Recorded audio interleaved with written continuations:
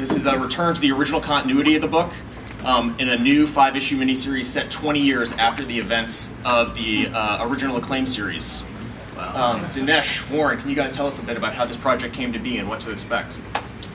Sure. When I first got out to Valiant, we were talking about what big fans we were of the original book and how much we loved the original Quantum and Woody. And as we progressed, we began talking with Priest and Bright and trying to see if they'd be interested in coming back to work on the book. And as we got further along in the process, we began to talk to them about the story. And Priest just came up with this pitch that was absolutely hilarious and kind of brilliant. Can everyone hear me? Can you guys hear me back there? Yeah? Great. Hello, siblings. All right. So we began to talk about the project, and the guys came up with a really awesome pitch, and it just looks exceptional. We're super excited to have them back in the fold. They're one of Valiant's original creators. We think the world of them, so we couldn't be happier.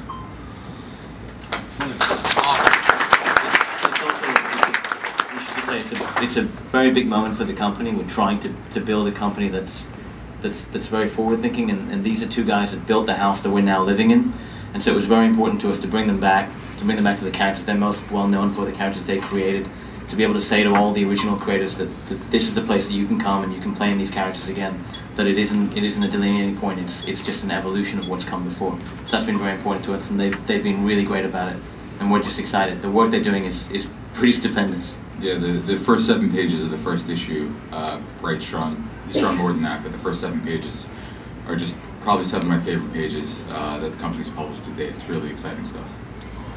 And so Alejandro, you're working directly on this book with Priest and Mark. Can you tell us a little bit about what the high concept of the book is and where we are at issue 1 when it picks up? Yeah, give me the microphone so I can bust like a bubble.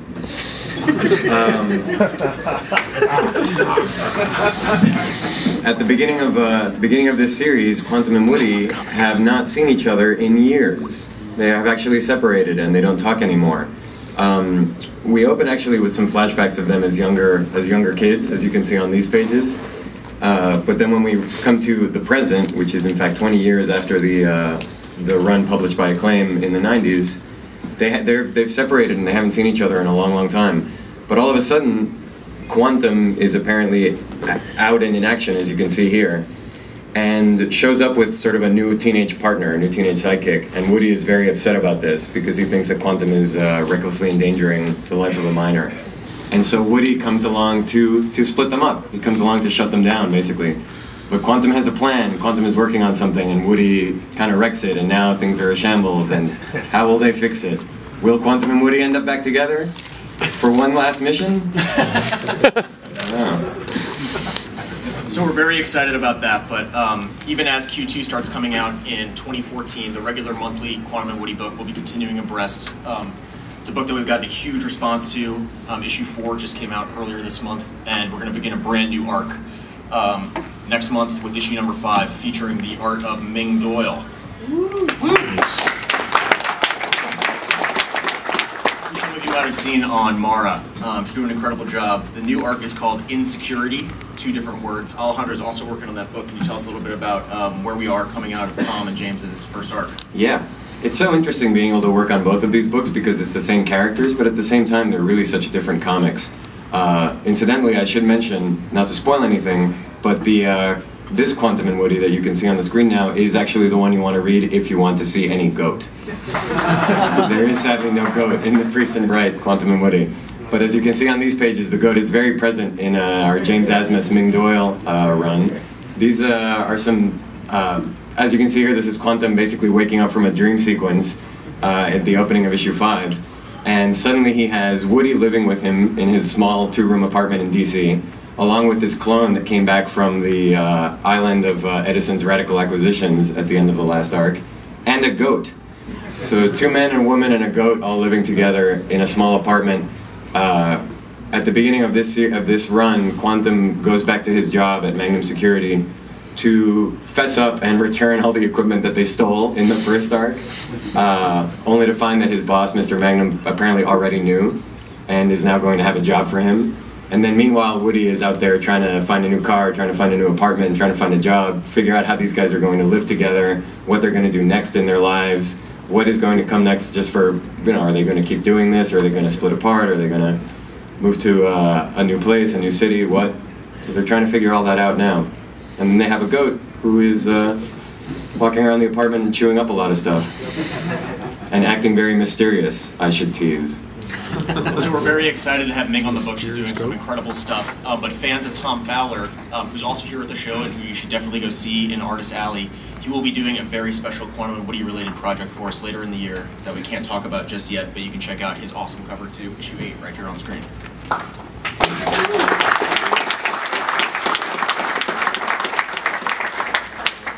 Also coming in November, you may have seen a thing or two about a little book called Unity that we've been working on for, it seems like forever at this point.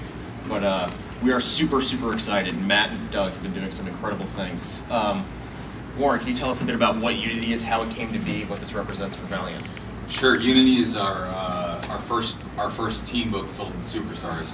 It features all of our key characters: Eternal Warrior, Ninjak, Harada, Exo Man of War, and Livewire. And we're very lucky to have an extremely talented creative team on, featuring Matt Kent and Dougie Braithwaite. I mean, Matt, do you want to talk a little bit about the story? Yeah, sure. Well, I've been a fan of these books since the '90s, so getting a chance to put my hands on all these guys, like the best characters, all put together was something I was really excited about. But yeah, trying to figure out how this team gets together was the hard part. It's like, well, how do you get all these people together that aren't going to like each other when they meet, and then how are they going to work together? And then the answer to that was, well, it's going to be horrible. They're not going to like each other. They're not going to work together well, and it's going to be a train wreck. So then it became easy to write after that when I figured out that there's no like fastball special, with Ninjak and Eternal Warrior. I love that idea. But then, yeah, so I mean, look at the art, it was awesome. So in the first issue, like, a few people get killed, and I think nothing of it when I'm writing. I'm like, oh, these people die in this horrible way, and then when Doug turned in the art, I was like, oh my god, I shouldn't have. I felt so bad, but because they looked so cool, and then they died so horribly. It's one thing on the page, but man, when you drew it, it made me feel really bad. I like to follow through on that. You're a terrible, terrible person. No, well, it was an absolute pleasure getting the script and reading the way Matt kind of develops these characters. It's so strong. The visuals are so powerful. It's probably one of the best scripts I've worked on in years, and I just couldn't wait to get my teeth into it. And hopefully that kind of comes across on the pages that you're looking at now. But yes, Ninjak, doing his Ninjak stuff. But this is just the start. Next issue is going to be even better. We're going to try and ramp this thing up every issue. We're going to push every button that we can. I want this to be special, so to speak. And it's a big, big book. It's going to have a 30-page story. It's going to be a big, huge issue. Oversized.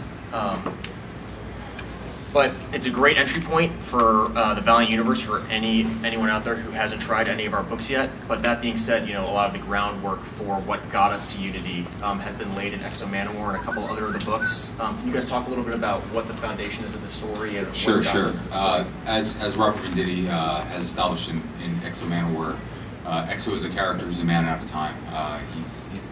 He's been abducted by aliens, taken to the stars. He was a Visigoth in year 410 AD. Was abducted by aliens, taken to the stars, worked as a slave aboard a mine prison ship for many years. And he finally organizes a revolt, gets out, thinks he's headed to the armory, is actually headed to a temple where he gets a hold of Shamhara, and he escapes and he returns to Earth, and he discovers that 1,600 years have passed, and everyone he's ever known or loved is dead. So, as Rob's built throughout the arc, and especially on our Planet Death arc, he encounters other Visigoths and discovers that some of these people are actually still alive.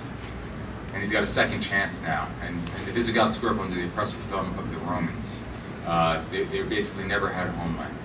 So he returns home, he returns back to Dacia and says, this land is mine. Unfortunately, it's Romania. The Romanians have something to say about that, as do the Russians, because they're both on the Black Sea. And Toyo Harada, as we established in Harbinger, is a child of the bomb. And he's hell-bent, his job is, you know, his goal is to bring humanity into a peaceful age.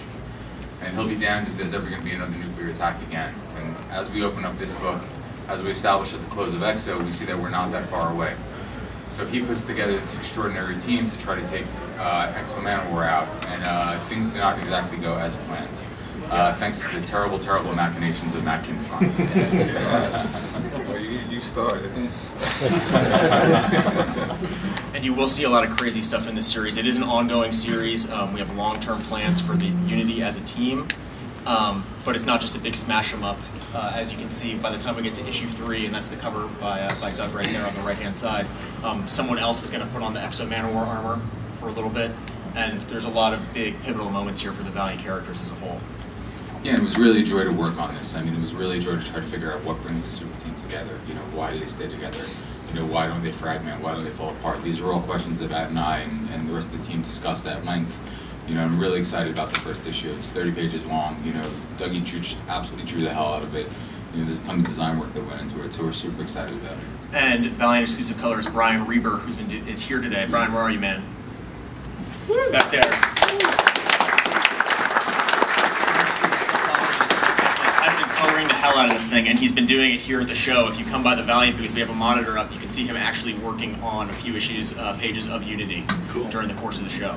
And I just want to say, just take a second to thank you, Brian. You know, you're absolutely the best, buddy. Thank you, Brian.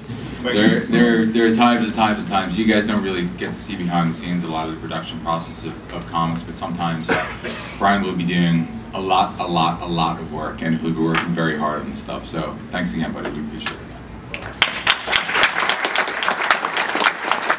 Ramifications for Exo Manowar. So Robert Venditti and Carrie Nord have gotten back together again for a brand new arc, and it looks absolutely beautiful. You can see that Carrie's been trying a whole new style on this arc, and it is some pretty impressive stuff. Yeah, and on these pages, the armor has sensed that there was something in Ninjak's been taken prisoner. Not to spoil anything, but just did. yeah, but there's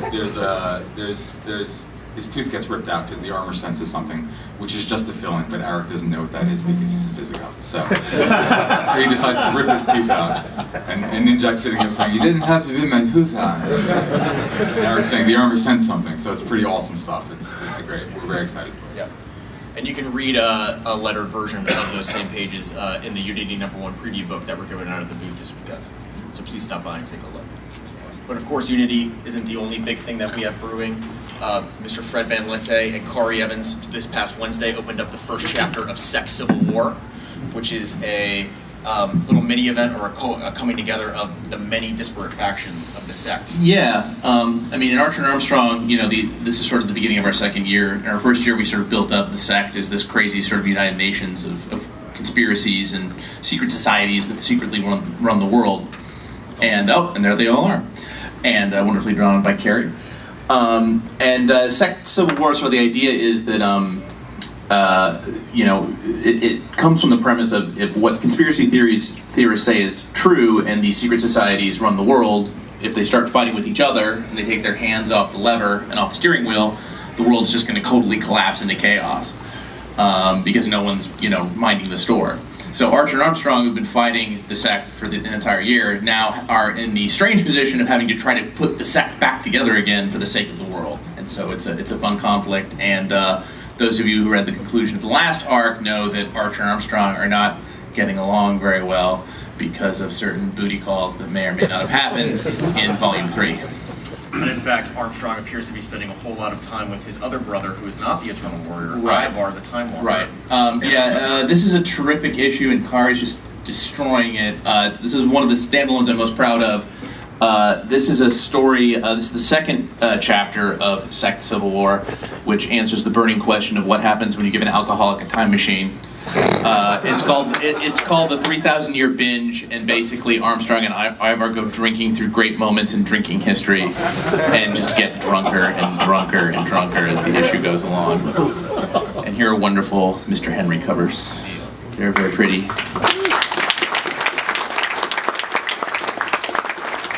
So during the course of Sex Civil War, for those of you who have read 14, you can see that Archer has discovered a little bit more about his origins and how his past ties into Project Rising Spirit. Project Rising Spirit has been a thread that's kind of running throughout all the books. Right. But it's tied very directly to Bloodshot and Hardcore and a little bit with Harbinger. I mean, is there a shot of, you know, Archer or Armstrong going head-to-head with Bloodshot and Hardcore anytime in the future? Well, Ivar predicted it in Volume 3, and we're going to start seeing some of Ivar's future predictions start to bear fruit very shortly. Another book that we're very excited about this winter is Shadow Man. Beginning with issue 13 this December, you'll see the beginning of the all-new creative team of Mr. Peter Milligan and Roberto De La Torre. They've been doing some absolutely beautiful work. This is very much an extension of what came before Shadow Man, but with a whole new twist. Can we talk more? Can you have any thoughts on what Peter's doing with Jack Boniface and the Shadow Man Loa? Yeah, we're really excited to have Peter Milligan join the team. Peter's absolutely awesome, brilliant writer, and what we're tapping into is really some of the anger issues that Jack has, and through the first 12, 13 issues, we've seen that Jack is sort of been a mild-mannered, kind of happy-go-lucky guy, but as we'll soon see, it's a touch of a facade, and we're going to see how that begins to interact with the Loa and really what the Loa is. Up to now, they've kind of worked in tandem, but Jack's kind of been dropped into a blender. He's a guy who returned home looking for his parents and was bonded with a Loa, and since that point in time, he's been met by enigmatic, secretive organizations that tried to guide him on his journey, and that really hasn't worked out all that well. And he's come face to face with some terrible threats like Master Dark that we saw in issue 0. And you know, Peter's beginning to peel back some of the horrors that he's going to be facing. Before we go any further, gentlemen, I'd just like to introduce Mr. Chris Cross, artist at Bloodshot here.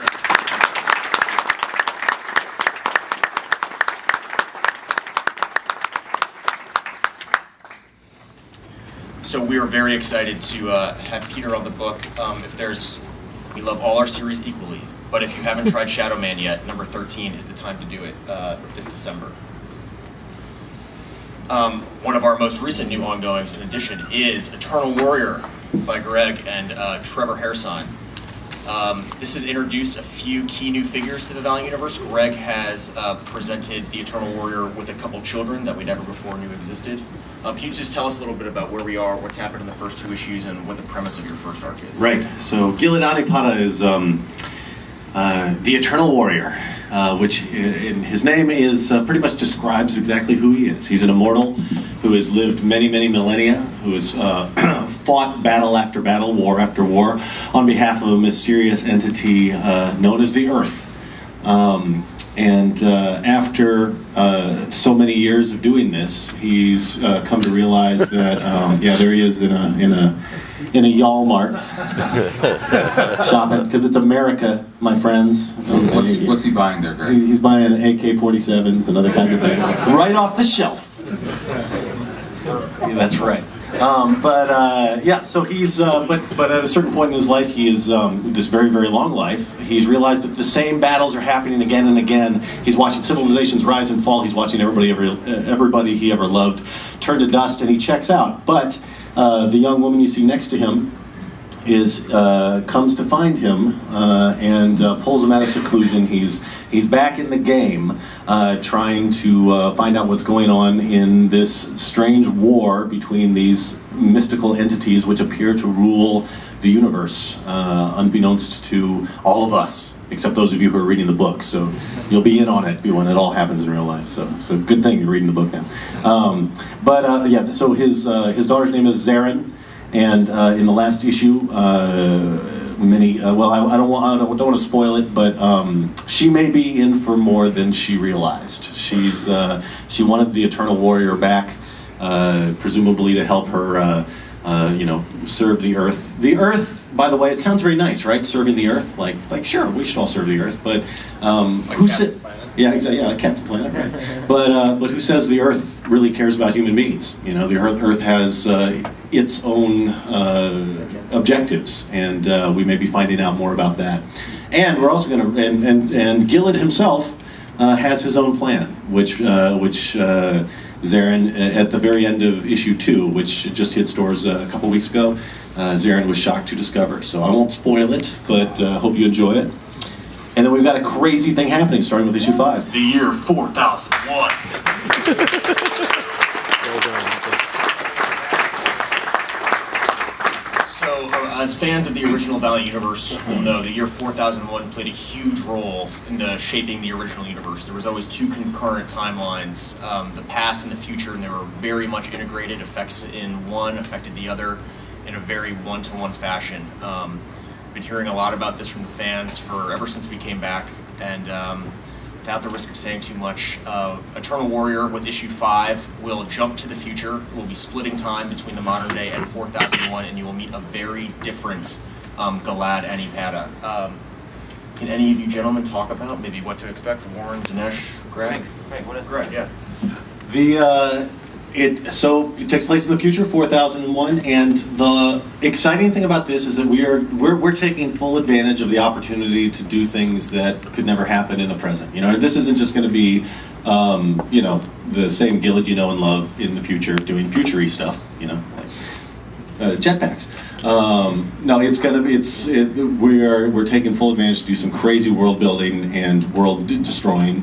And you're going to see an entirely new world in which the purpose of the Eternal Warrior may be even more maybe even more critical to the survival of those he is associated with. It's hardcore stuff. I don't know how much I can tease. I'm going to let Warren take over. A little bit, not too much. Yeah, but one of the great things about the Valiant universe is there was always the past, the present, and the future, and things that happened in the present affected the future, and things that happened in the future had the potential to peel back layers of story that happened in the past. So we're beginning to get a glimpse of what the future looks like when we're opening this up in Eternal Warrior number 5, where we're going to plug in and begin to meet a much different Gilad and Ipada, a guy who's been relentlessly at war for thousands and thousands of years, and he's clinging on to. There's I don't want to spoil too much here. Yeah, I know it's hard. That's what I'm trying to. It's one of those stories. Yeah, sorry. But he has an awesome arm. But one of the things that Greg's story revolves around, which we talked about, was in the initial incarnation of Valiant, there was the Geomancer and the Eternal Warrior interface with the Geomancer. And what we wanted to try to do is peel back a little bit of the layers of what it means to be a speaker for the Earth. What does the Earth want? Why does it have a representative? And why is Galad, that representative, is basically bodyguard? And then that was really the crux of where Greg and I started when we began to talk about this book and him coming on board to write it and what we wanted to see from it. And Fred built a lot of that with the Geomancer and his arc of Archer and Armstrong, and Greg expanding on that in this current arc. And what we'll begin to see is your 4001, and pull back a little bit and begin to see Kay, who's going to be returning, I believe, in issue 5 as well. So, it takes place in both timelines, and we're super excited.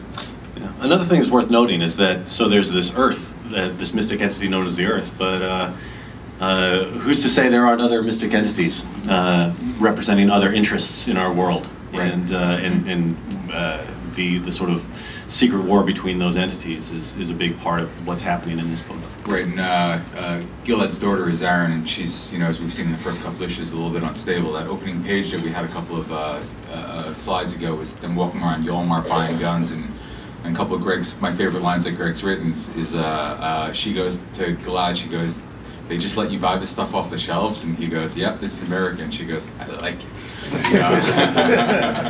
So it's pretty awesome stuff. Also coming out this month, Harbinger. It's been a bit of a topsy-turvy arc. We're in the middle of a series. I think you found out that the Harbinger Wars didn't exactly end the way that everyone might have believed.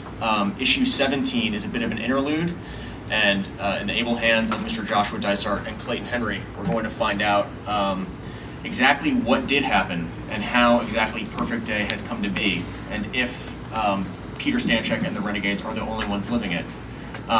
This is an issue that features primarily Monica Jim, who is a character created by Josh during the course of Harbinger Wars, and it's about her finding herself in a similar situation to the Renegades. Clayton, can you talk a little bit about this issue and why there's a giant flying pterodactyl in the middle of Las Vegas? Yeah, I'll talk about as much as I can remember.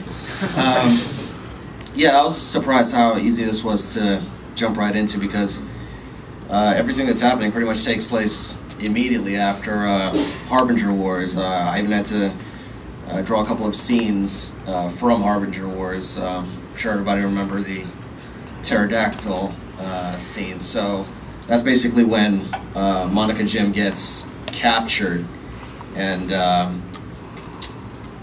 triplets. Those I'm not sure exactly what their powers are exactly, but I guess they have the powers. They have the power to sort of get in the minds of the renegades, and one of them gets into the mind of Monica Jim, and we sort of see how she thinks as a 12-year-old girl, and you see why the character she turns into, they're actually just cartoon representatives of real animals, because that's what she knows.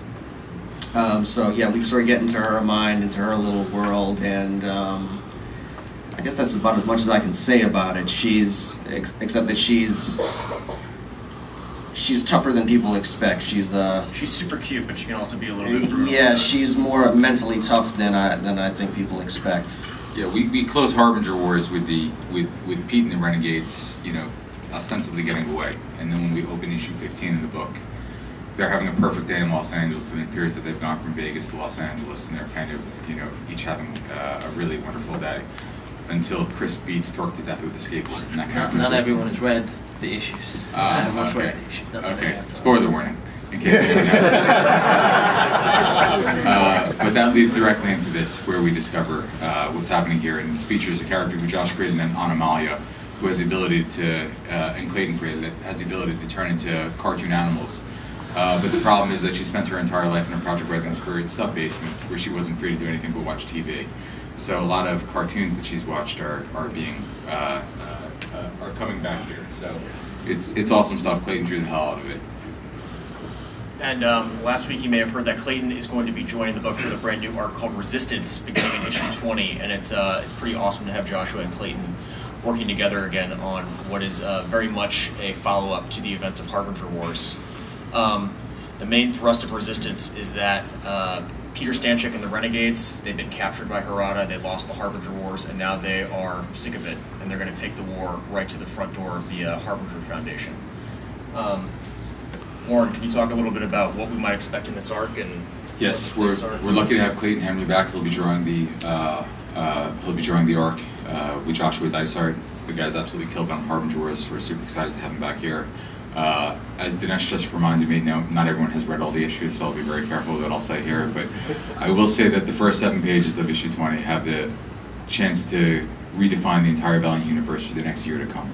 And they may be some of the most important pages that we've ever published. So Josh working away on it, we're super excited for what's coming up, and that's where we are. And one of the key reasons why this will be such an arc to watch in the new year is that, for those of you who remember, Toyo Harada wasn't always the only villain in the Harbinger universe. There was another character named Axe.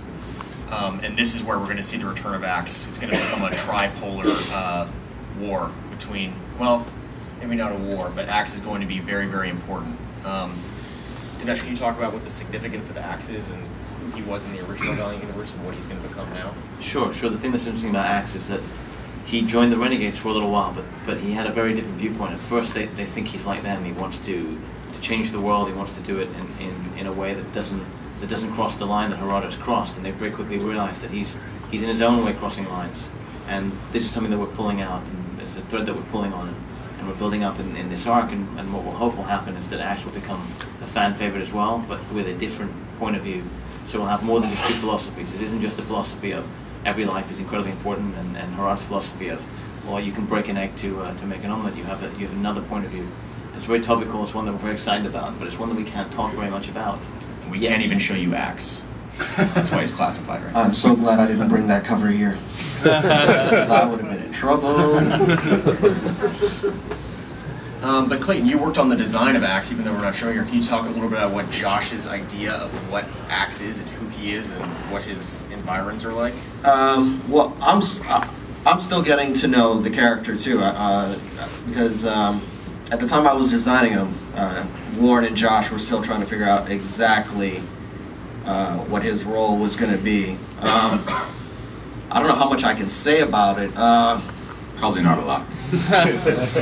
That is really cool. No, well, I can't. No, he's a teenager like the Renegades when we meet him, but yeah. He's going to very much be the Julian Assange of the Valiant universe. Well, that's what I didn't know if I should say. I'm like, okay, would that be revealing too much? You can say that. Yeah, okay. Yeah, he's very much like Julian Assange, where he's the kind of guy that thinks information should be free, and I think we've sort of revealed this already, that he knows what Harada's been up to this whole time, and that's as much as I know.